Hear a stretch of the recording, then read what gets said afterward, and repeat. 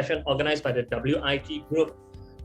My name is Ivan and I will be your host of the day. Today's speaker is Jonathan D. Ho, founder of Malaysian Property Investment Group MPIG, as you can see from the website URL on screen.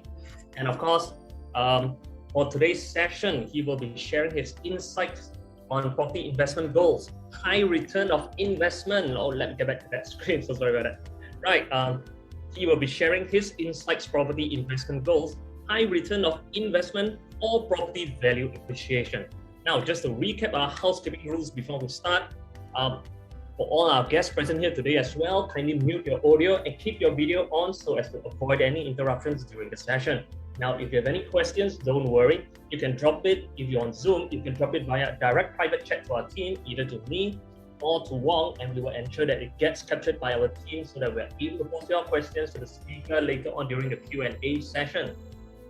For those on Facebook Live, no worries as well. You can drop your questions in the comments section from the page that you're viewing from so that our team can pick it up for the Q&A session later. Now, for those on Zoom as well, do ensure as well that your name reflects the name that you're registered with so that in case you have any questions, we can address our answer to you directly.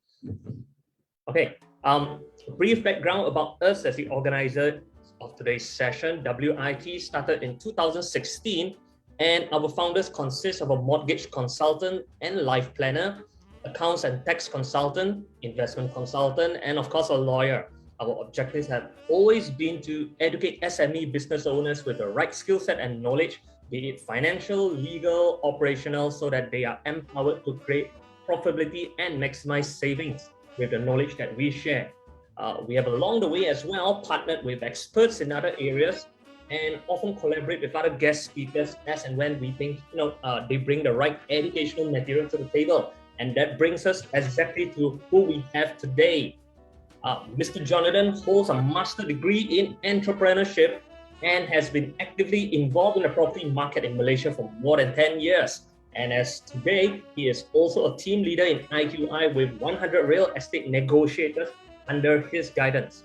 Now, coupled with his vast experience advising property investors and his own business acumen, he provides genuine opinion on what's good buy, what's not on a micro level, and on a macro level as well, analyzes the Malaysian property market.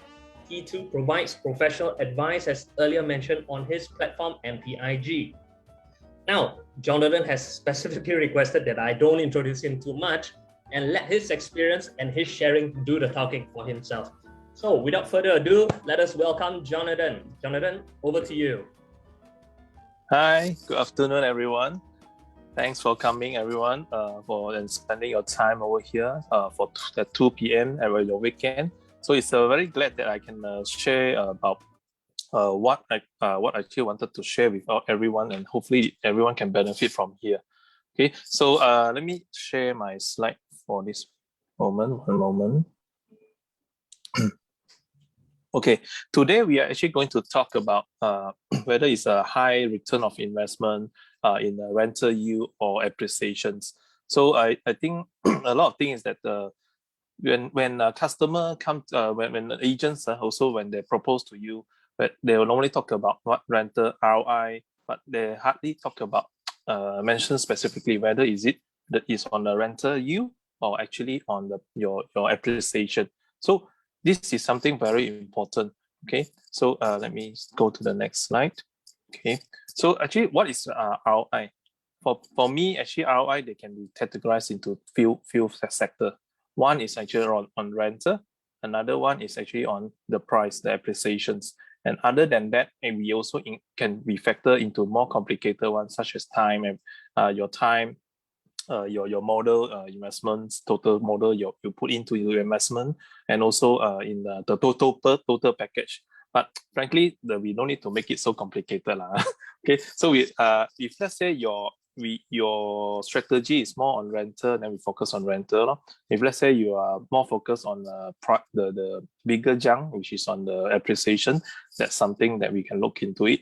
Okay, so but we calculate, maybe I share a little bit on how we calculate on rental yield, just on the more standardized calculations. So first of all, we get the gross rental yield. okay, which is you get your whole and your annual rental that you get.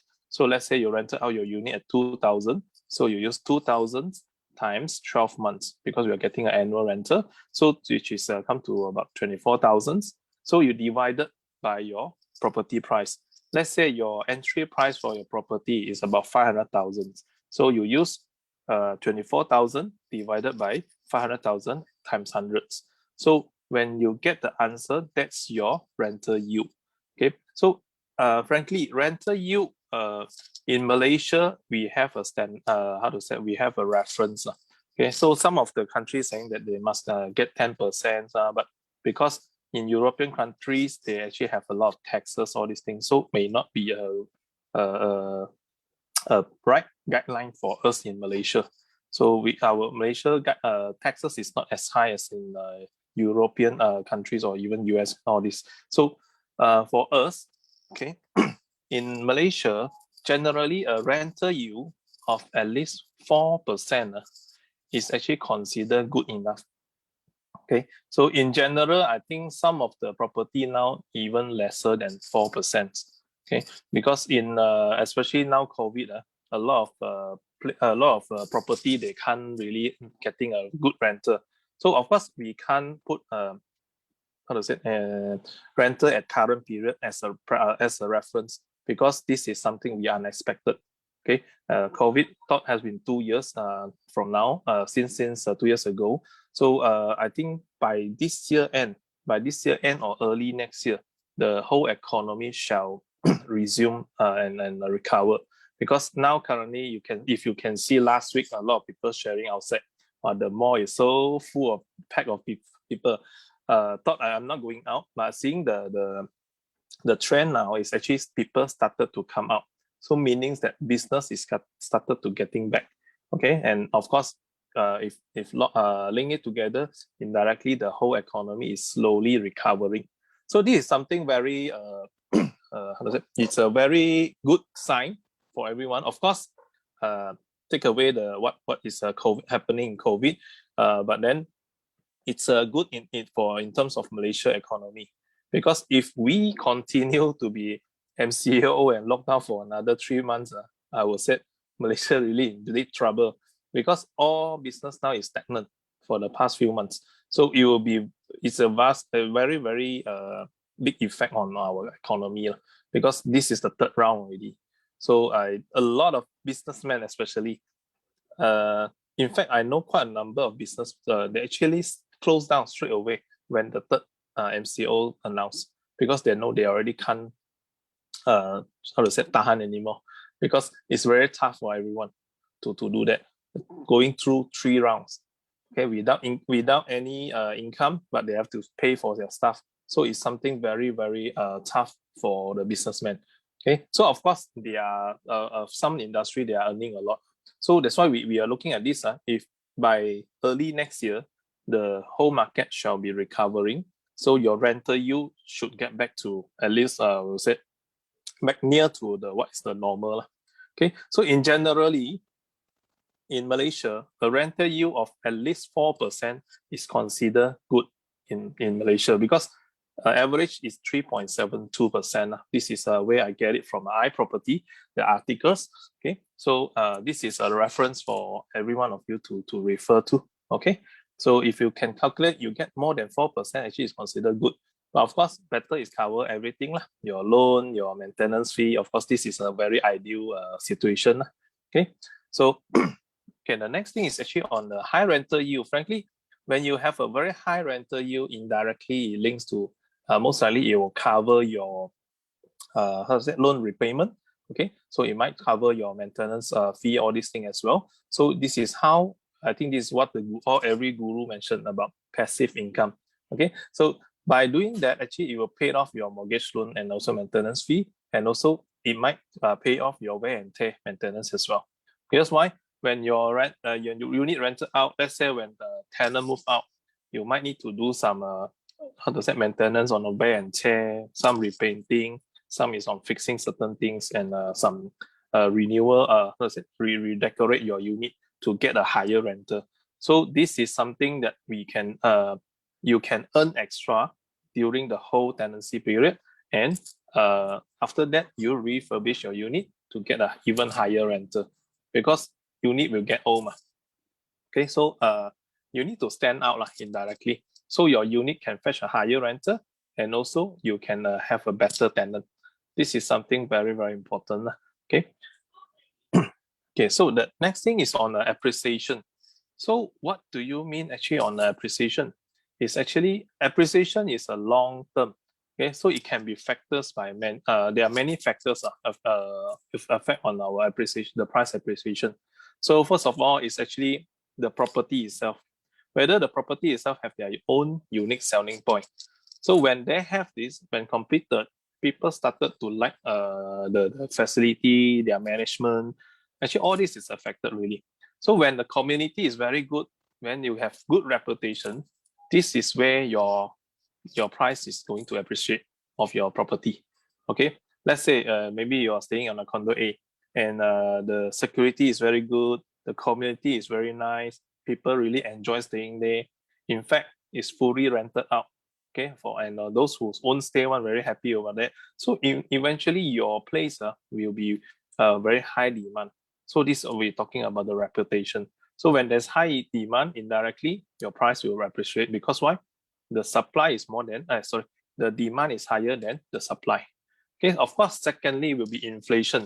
Okay, so if you're aware, actually our raw material now, especially going through the third round of MCO, in fact the price actually is really rise a lot. Okay, so it's something that we need to aware of lah. So when the raw material increase price, which is more than 50%, in fact, indirectly the new projects that coming out will be much even higher price. So indirectly it will affect the whole market as well. Why?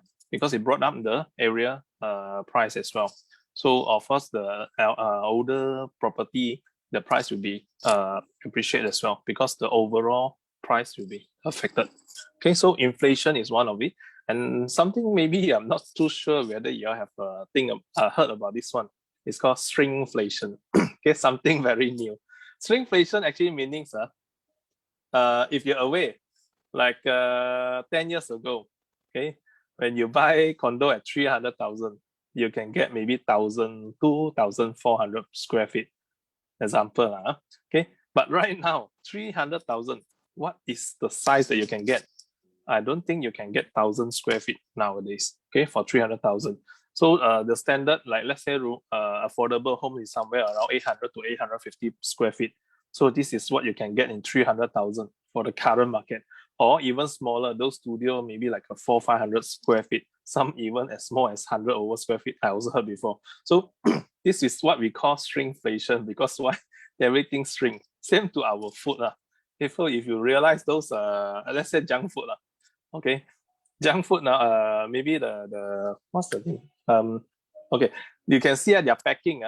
Actually, maybe they become bigger, the same size packing, but their inside is actually the, let's say, chocolate. Maybe the chocolate portion is lesser and lesser, smaller portion. So this is what we will find out. This one indirectly is a shrinkflation, we call it.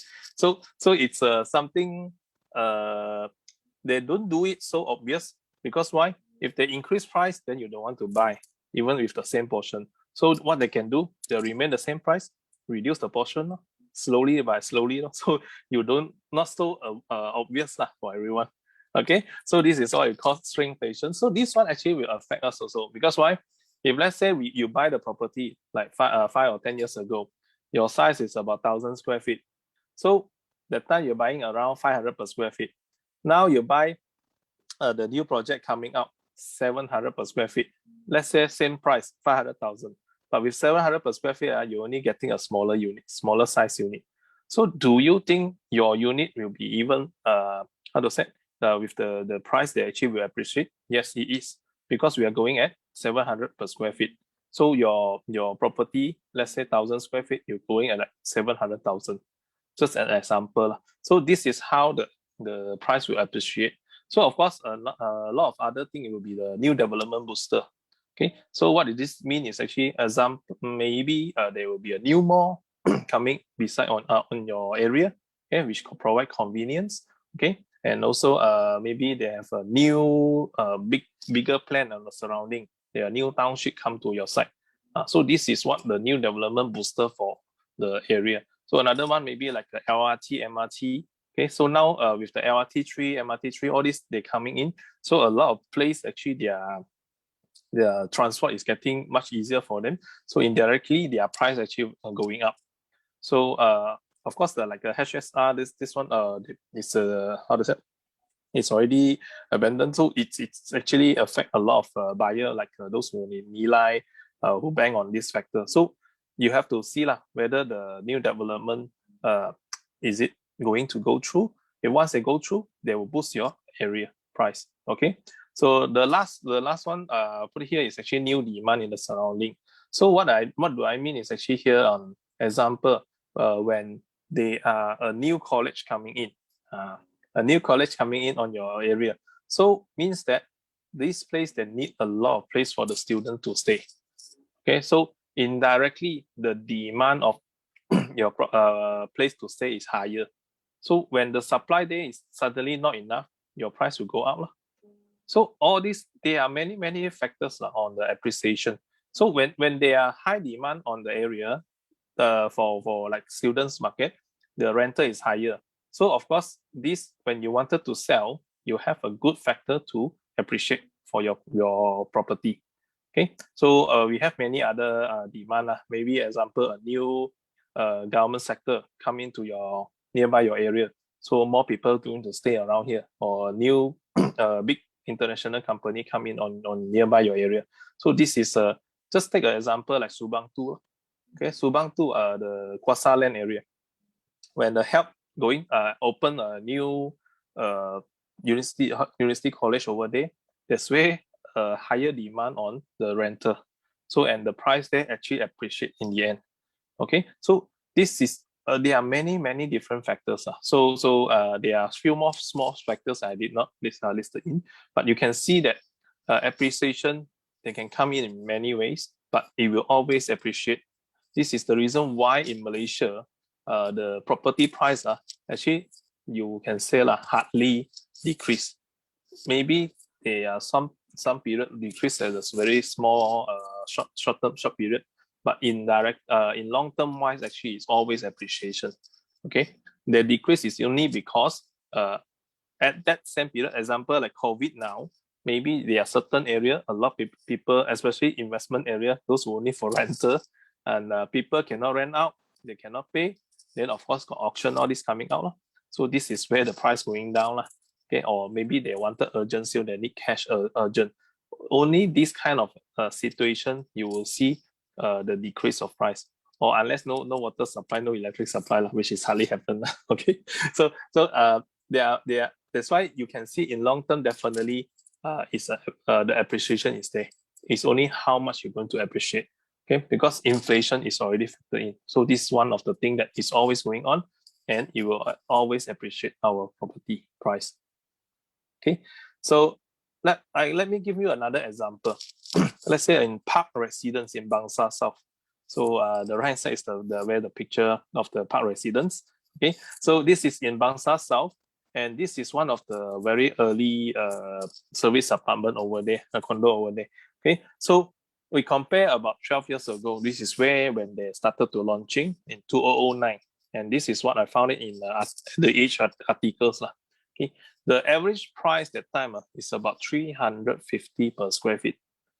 And this period, actually, they are not really started to develop the BANGSAR South. BANGSAR South, that time is very new. Okay, before all these officers coming in. Okay, so now after so many years, the development there and officers, all these mall, everything is going there, and even medical centers. So you can now see that the demand there is very high, and they have transformed the whole the Kerinci area. All this become the squatters become the renowned BANGSAR South. Okay, so for now, this 2021, in fact, the average price that you can see in iProperty is more than 600 per square feet. Within 12 years, it actually increased almost double up. Okay, so some guru mentioned 10 years double up is a standard guideline. So you can see, frankly, property is always appreciated. Okay, this is how the appreciation started when all this inflation, shrinkflation, the new development, all this coming in. Then that's why the price will go up. Okay, so in terms of appreciation versus the rental yield, okay, which one actually is your preference? Okay, for appreciation, it's not like cash return, it actually need to accumulate over a period of time. And frankly, it's for appreciation, you need holding power. Okay, you need longer term of planning. Okay, because you can't, you need to have a longer holding power, and also you need to have plan on whether when you wanted to sell it, okay, or you want to keep it on long term, depending lah. Okay, so this one is really depends on your own investment strategy. Okay, some they only bank on I want rental yield only. Okay, I don't want to sell one. I want to keep on having passive income.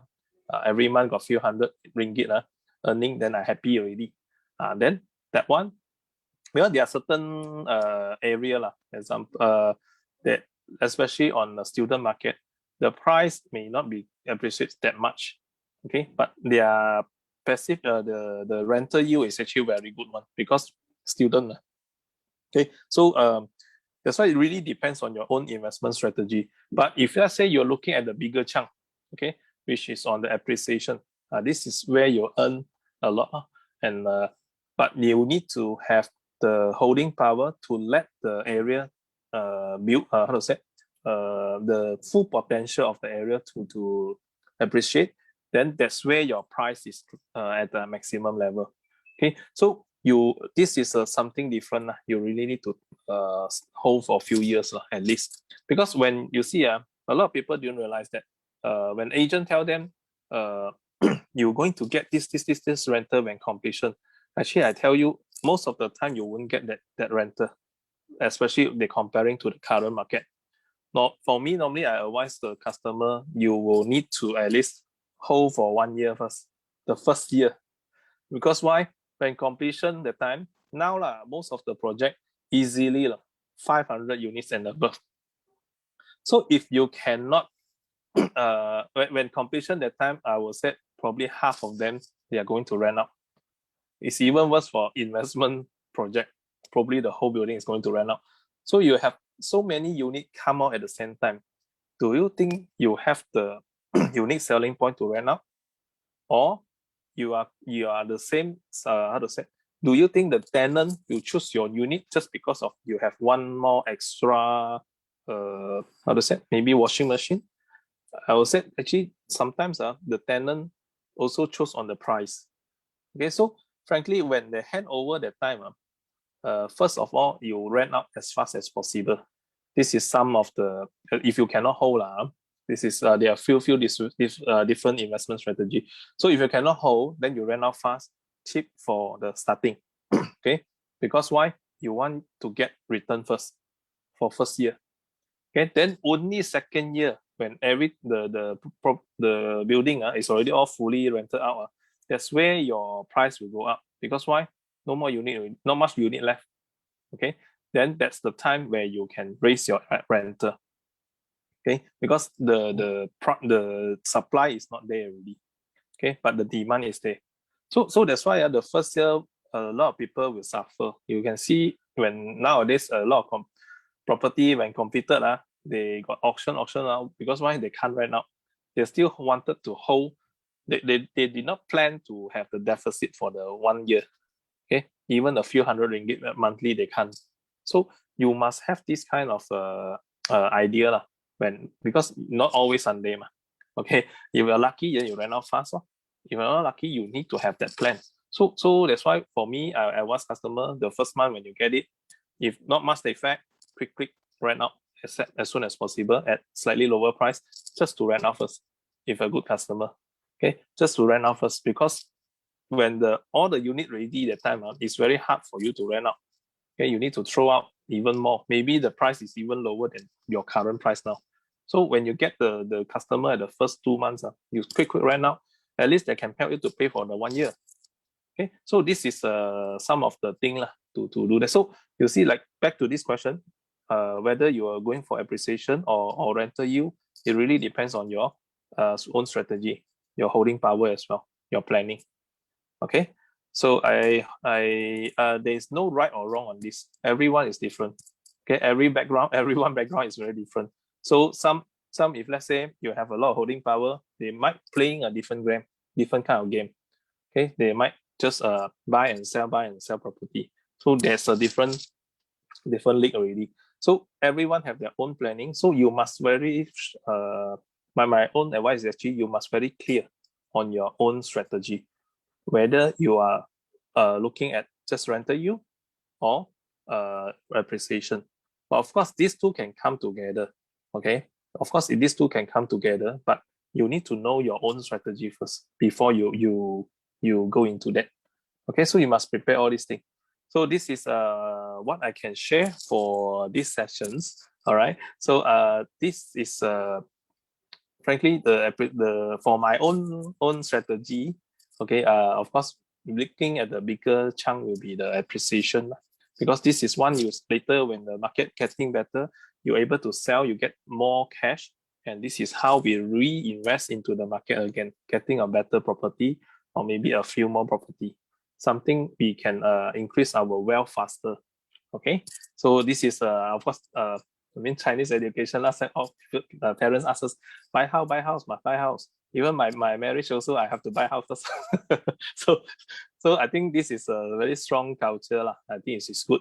Okay, so of course now a lot of different they also started to all invest in property because the awareness is more already, because in digital era it's very different from last time.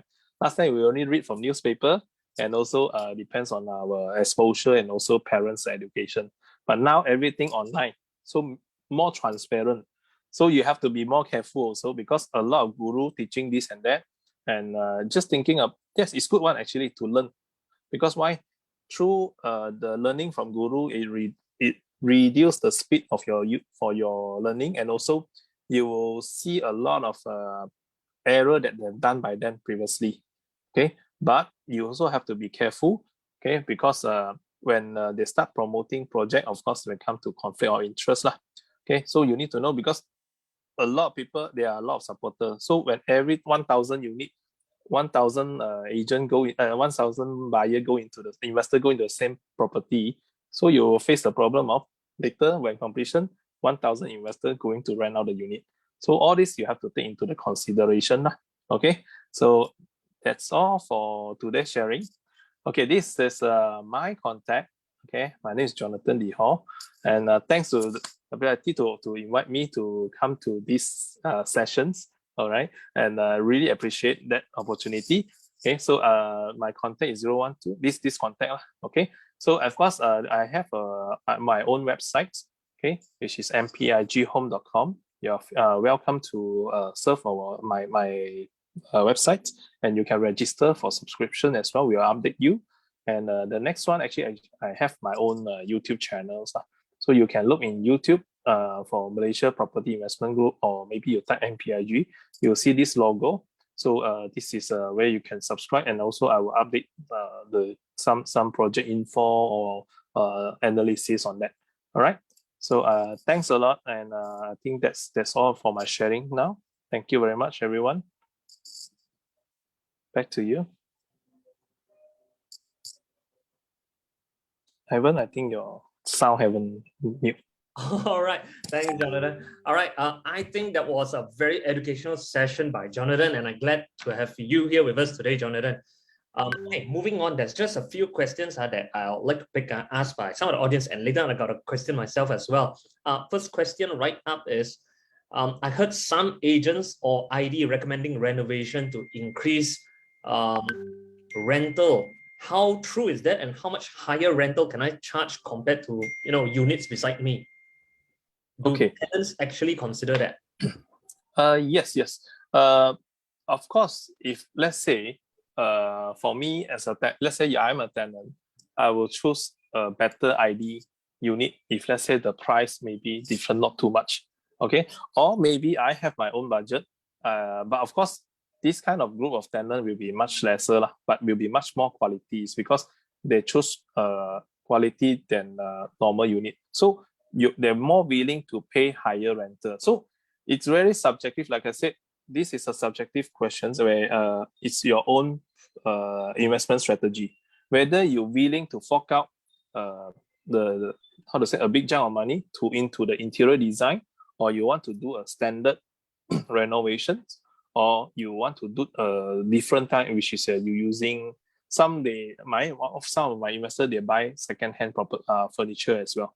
So it really depends on your own investment strategy, but you have to do your own survey as well on whether the price will the return that you get on the rental, does it affect much or not? If let's say if not much different, then what's the point of dumping 100,000 inside to the renovation, where maybe you just increase another 200 ringgit? Of course, this doesn't make sense in terms of investment wise. So another yes, how to say the agents actually, or maybe some designer, they will tell you you need to do this do that everyone is looking for business, which is correct one, but really it depends on your own strategy So you have, as an investor, you have your responsibility to do your own survey as well. Okay, don't just rely on everyone's service. Of course, agent, they can provide their if let's say you have a very trusted one, then look, of course, yes, you can still have to do your like me a lot of my investors ask me something. I said you have to do okay. I tell you this, but to not bias, you have to go and check through also because why? Or else later you I don't want to conflict I will say like that. Okay, I also this is professional as well. Okay, of course some investor is too busy to do that. Then of course we have to do you have to have a trusted one based on their reputations. I think I hope it's for buyers to do their own due diligence as well. Yes. Okay, coming to that question again, I think this is the question that is set before that. Now, even before we talk about renovation, please rental. Let's talk about buying the units itself. Many projects nowadays are promoted to be nearby LRT, MRT, shopping mall. So there could be just 2 or 3 projects side by side that LRT. How do I choose which unit to buy if the pricing is approximately the same? What are the factors that you advise buyers to consider? Oh, okay. First of all, look at the nature of the concept of the building first. Okay, so let's say same price, okay, about same size, but then you're looking of whether they are promoting on like those short-term stay. This one's something very important. If let's say they are more on every unit also on short-term stay, then problem a bit. So for me, my own preference, of course, will be on those more homestay unit. Okay, because I more prefer family. Like I said, this is back to preference. Okay, like my preference, I prefer like family. Okay, those long-term tenant, because short-term tenant like now COVID, where got short-term tenant? It's totally empty. Well, of course, this is a unique case. People earn a lot during when they they rent out like a short-term stay. So it really depends on whether you want all this hassle or not. Because short-term stay is really it's a day-by-day job. It's like a hotel service. Every day you need to, let's say they check out, check in, all these things, you need to get people to, either you have a team to handle, or you get a professional team to handle, or you yourself handle. So you have to accept that. So of course, when you get someone to handle for you, they are charged, service charge for this thing. So you also have to look into the terms and conditions. So back to your questions, which one to choose? I will choose those with a lower density, first of all. Okay. And then secondly, I also look at the nature of the concepts, what they are selling. So which one, if they have more uniqueness, the USP. Okay. And of course, the facing, everything all come into one of the consideration as well. And if can, I try to get a higher privacy unit. Okay. This is what something I think that you will more stand out for the tenant to choose your unit. Okay. When you have a higher privacy, better view, something like that. Of course, you can't get everything unless you are the most earliest buyer. But we consider on all these aspects. Clear. Very clear. Very clear. Okay, there's one more question from the audience as well. How do you actually estimate or determine the rental price when the project has just completed and then there's just handover? How do you estimate the rental? Okay. First of all, I will compare apple to apple first.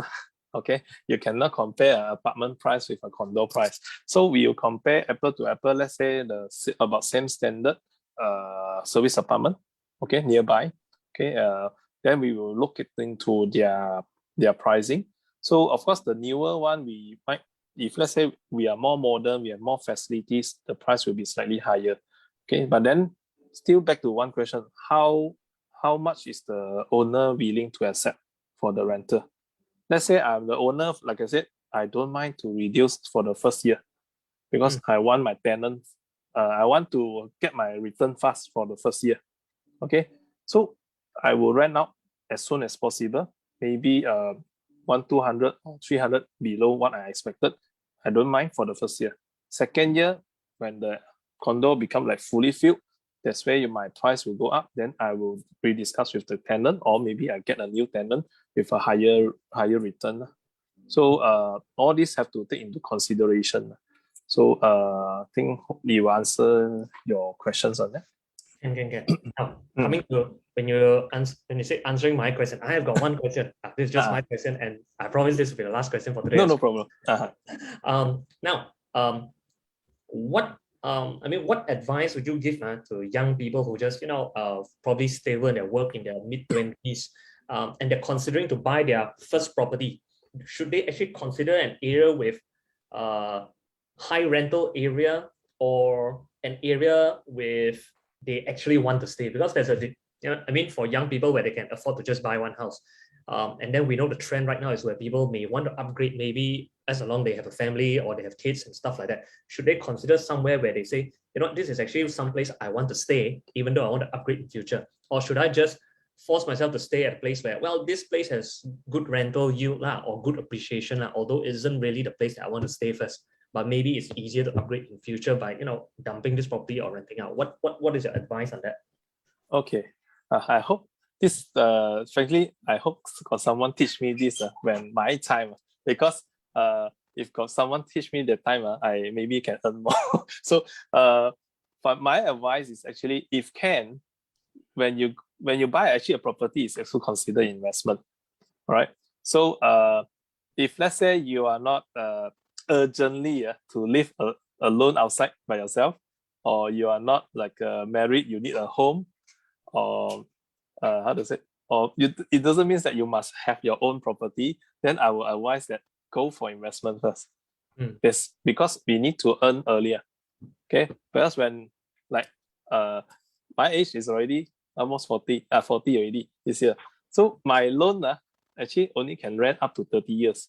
So if you want to maximize in terms of investment, all this thing, you drag long, the loan maximum now is 35 years.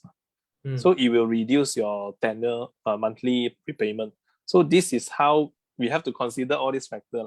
So if can, invest earlier, earn earlier, then you can enjoy later. So, but this one, like I said, subjective. Some people like to enjoy first, then you have to bear that. But you make sure you have to earn more because you already start have commitment. But it's good that my advice is it's good that to have commitment earlier. But not just car. Car is a depreciation. But if let's say you really need a car, then you have to buy. But investment in like a property or any investment tools it's good for you to start earlier. Because why? Even when you, example, even when you maybe suffer loss, you're also not so suffering. Not so painful. Not so painful. Okay. Like my experience is very painful. Why actually I invest in previously I invest in business, all these things. I have my own business, I have my own company, all these things. And I started it when I have my my second kid just born only. So, and frankly, that period is super tough because I suffer loss, a big loss, and have a family to support and house, car, all these things together. So you see, this type of period is even tougher. If let's say you are a youngster, you started early, I'm not saying that you're not going to successful. If let's say you suffer, you suffer loss, then you're not so painful as my stage like that. So it's easier for you to recover. And of course, you're learning faster lah. Okay, so same to all entrepreneur or investor, they have suffered. I don't think anyone is 100% all earning one. This is something I don't believe so lah. Okay, unless they're so lucky lah. I don't know how many one in the world is so lucky, but sure, most of the successful person, they will have suffer some. They will have a tough period. So you make sure this period is on the early side, lor. not the late side, lor, because or else they will suffer even more. So that's why, back to your question, start the investment earlier. Okay, home, I will say actually you can rent also, ma. You rent a home, you have kids, destroy their. I'm not saying destroy lah. You know kids lah. So some guru actually teach me, it makes sense also. When you rent, if you have kids at the time, you rent people's house. Then when the kids getting bigger, then you can have your own house. You understand what I'm saying lah? Yeah, So, I understand. Yeah. so there are this kind of teaching previously, which I learned from some of my guru, and it makes sense. And also, of course, it's good to have own home, but if you can earn earlier, why not? Okay, so back to your back to their own preference. I agree with you. Thank you for your very honest feedback. I mean, the same boat with you as well. Hopefully that boat, not too many lubang also. It's even when I got my first property, it was based on a gut feeling. I said, this is somewhere that I like to live in, and then you put in a lot of money for renovation, and then you realize that even until today, it probably hasn't hit the market price yet, and then you're like thinking it's harder to invest in others because you've already put in quite a lot over there already. Yes. So like my own experience, like I said just now, if I have this advice much earlier, it's good for me, because why? Me and my wife actually bought a property to marry lah, basically. Okay, we bought a property in this nearby Mutiara Damansara, and we never think about investment. We never really think about investment, really just for family stay. But then after a few years, we get involved in investment, all these things, of attending talks, all these things. We are so stupid lah. That time we should go for investment lah, because we know a few cases where people doing flipping, all these things, and they are having all this. The last time era is the DIBS, all these things, and they really can earn a lot very fast. So I said, we should have all these advice much earlier. Okay, so good now for everyone here who are listening. Now Ivan have asked me this question. It's good that you all, if can, invest earlier. Okay, because time don't wait for you. Yeah, I agree. Okay, thanks again, Jonathan, for your time. Now, for the rest who are with us on Zoom and on Facebook as well. Next up, before we call it a day, since Jonathan just touched on the topic of loan as well, probably Jonathan doesn't know this is coming up as well. Heads up on our next topic on September 11th, specially catered for SME business owners as well. Joanne Tan, our co-founder and in-house speaker for next week, will be educating us on the do's and don'ts for home loan applications. Now, I personally believe that this is an essential topic that I would recommend highly for business owners, especially post-pandemic, where businesses are starting again. For business owners who are considering to refinance their property for quick capital to kickstart their business again, right? And that's about it for the announcements for next week's session. For those who are watching from our FB Live, do follow our page that you are watching on for more updates. And for those on Zoom, do follow us via scanning this on-screen QR code. So that's about it for this week. It's a wrap. Have a good weekend. And thank you to our audience, both on Zoom and on FB Live. It was great having you guys. Thank you, Jonathan, as well. Until next week, this is your host, Ivan Tan, signing off. Thank you.